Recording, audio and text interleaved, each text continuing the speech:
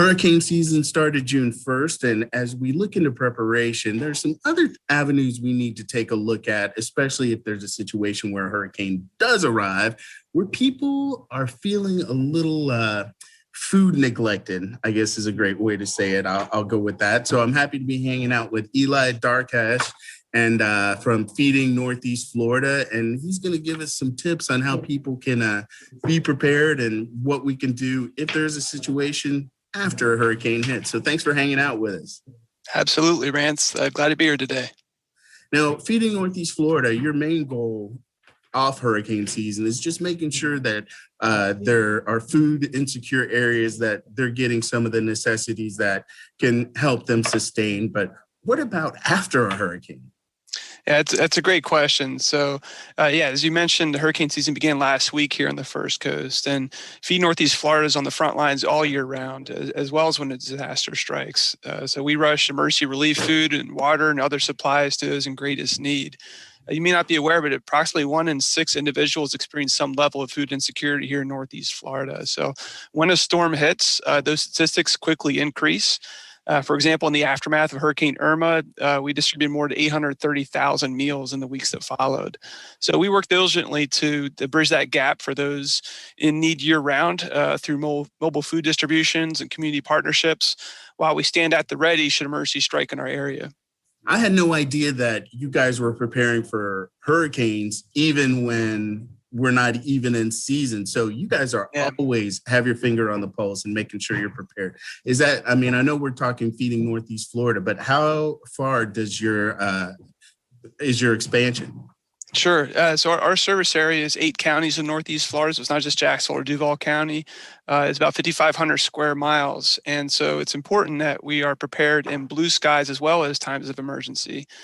So we have an emergency response plan. It includes on-hand supply increases, supply chain status, and how we reach beyond the First Coast to help other hurricane-prone areas in the Southeast too. So for example, when a few years ago when hurricane hit, I think it was Hurricane Michael hit the Gulf Coast, we sent trucks and supplies and people and so forth to help their needs there.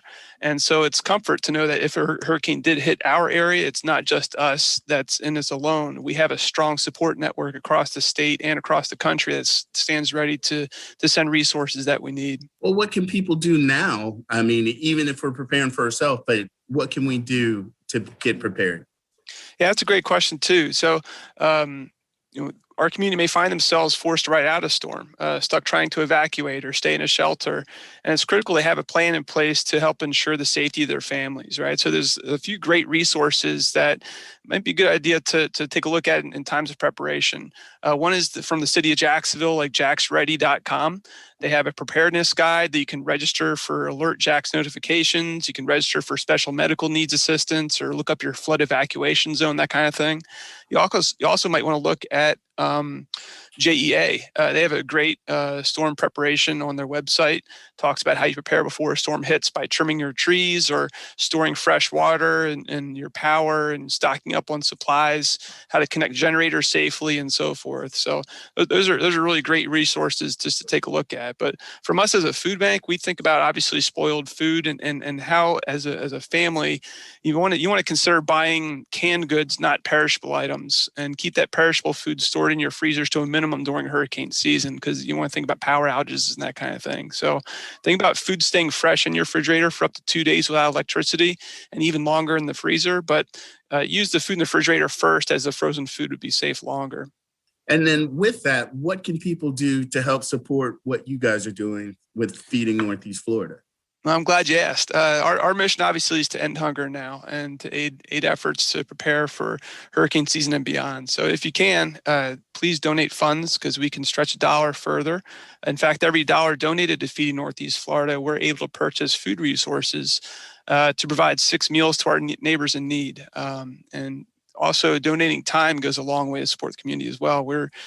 Our volunteers are limited right now, so we definitely need more to help sort and pack food for distribution. Minimum age is 16 and up. We can take groups up to 25 to 40 or so at a time. So please reach out and see if you have time to help out. It'd be great. And if people want to connect with you on as a volunteer or figure out where to donate or find out more information, where would they go? Yeah, our website is www.feedingnefl.org. It's www.feedingnefl.org. Awesome. Well, man, thanks for that information and thanks for what you guys are doing to help the community. And I look forward to having more conversations, maybe with a more uplifting feel. That'd be great. Thank you, Rance, for this time. Appreciate it.